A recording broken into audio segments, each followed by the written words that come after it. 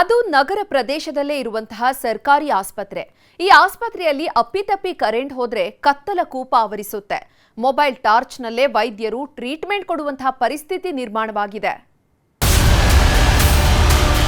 ಎಲ್ಲ ಕತ್ತಲಾಗ ಯಾಕಂದ್ರೆ ಕರೆಂಟ್ ಇಲ್ಲ. ಯಾವ್ದಾರು ಗುಳಿಗೆ ಕೊಡಕ್ಕೆ ಹೋದ್ರೆ ಯಾವ್ದಾರು ಗುಳಿಗೆ ಕೊಟ್ರಿ.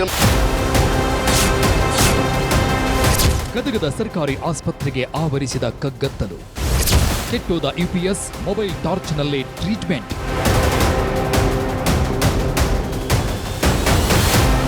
ಸರ್ಕಾರಿ ಆಸ್ಪತ್ರೆಗಳು ಅಂದ್ರೆ ಬಡವರ ಪಾಲಿನ ಸಂಜೀವಿನಿ ಅಂತೀವಿ. ಕೈಯಲ್ಲಿ ಕಾಸು ಇಲ್ಲದೆ ಇದ್ರೂ ಒಂದೊಳ್ಳೆ ಟ್ರೀಟ್ಮೆಂಟ್ ಸಿಗುತ್ತೆ ಅಂತ ನಂಬ್ಕೊಂಡಿರ್ತಾರೆ. ಆದ್ರೆ ಈಗೀಗ ಸರ್ಕಾರಿ ಆಸ್ಪತ್ರೆಗಳು ಅನ್ನೋದು ರೋಗಿಗಳ ಪಾಲಿನ ಕೂಪವಾಗಿವೆ. ಸರಿಯಾದ ಮೂಲಭೂತ ಸೌಕರ್ಯಗಳಿಲ್ಲ. ಕರೆಂಟ್ ಹೋದ್ರೂ ಇಲ್ಲಿ ಕೇಳೋರಿಲ್ಲ. ಕತ್ತಲಲ್ಲೇ ಟಾರ್ಚ್ ಹಿಡ್ಕೊಂಡು ಚಿಕಿತ್ಸೆ ಕೊಡ್ತಿತ್ತು. ಯುಪಿಎಸ್ ಕೆಟ್ಟು ಹೋಗಿ 6 ತಿಂಗಳಾದ್ರೂ ದುರಸ್ತಿ ಭಾಗ್ಯ ಸಿಕ್ಕಿಲ್ಲ. ಇದು ಗದಗದ ನಗರದಲ್ಲಿರೋ ಪ್ರಾಥಮಿಕ ಆರೋಗ್ಯ ಕೇಂದ್ರ. ಇಲ್ಲಿಗೆ ನಿತ್ಯವೂ 100 ರೋಗಿಗಳು ಬಂದು ಹೋಗ್ತಾರೆ. ಆದ್ರೆ ಈ ಆಸ್ಪತ್ರೆಗಳ ಪರಿಸ್ಥಿತಿ ನೋಡ್ತಿದ್ರೆ ರೋಗಿಗಳ ಪಾಲಿಗೆ ನರಕವಾದಂತೆ ಕಾಣ್ತದೆ. ಇಲ್ಲಿ ರೋಗಿಗಳಿಗೆ ಟ್ರೀಟ್ಮೆಂಟ್ ಕೊಡೋ ಬದಲು ಆಸ್ಪತ್ರೆಗೆ ಟ್ರೀಟ್ಮೆಂಟ್ ಕೊಡಬೇಕಿದೆ. ಪ್ರಾಥಮಿಕ ಆರೋಗ್ಯ ಕೇಂದ್ರ ಮಾತ್ರ ಅವ್ಯವಸ್ಥೆಗಳ ಆಗರವಾಗಿದೆ. ನನ್ನ ಹೆಸ್ಕಾಂನಲ್ಲಿ ವಿದ್ಯುತ್ ವ್ಯತ್ಯಯವಾಗಿತ್ತು. ಹೀಗಾಗಿ ಇಡೀ ದಿನ ಕರೆಂಟ್ ಇರಲಿಲ್ಲ. ಈ ಬಗ್ಗೆ ಮೊದಲೇ ಮಾಹಿತಿ ನೀಡಿದ್ರೂ ಅಧಿಕಾರಿಗಳು ಮಾತ್ರ ತಲೆ ಕೆಡಿಸಿಕೊಂಡಿರಲಿಲ್ಲ.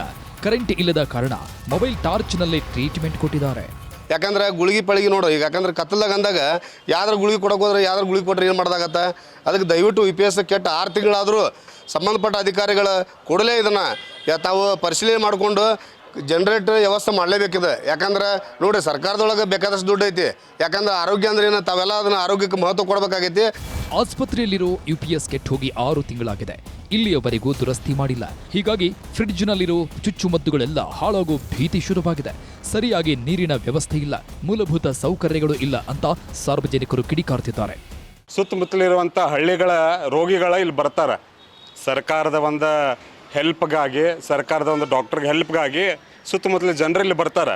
ಒಂದು ಜನರೇಟರ್ ಇರ್ಬೋದು, ಅಟ್ಲೀಸ್ಟ್ ಒಂದು ಆಲ್ಟರ್ನೇಟಿವ್ UPS ಇರ್ಬೋದು, ವ್ಯವಸ್ಥೆ ಮಾಡಿ ಕೊಟ್ಟರೆ ಆ ರೋಗಿಗಳಿಗೆ ಒಂದು ಅನುಕೂಲ ಆಗ್ತೈತೆ.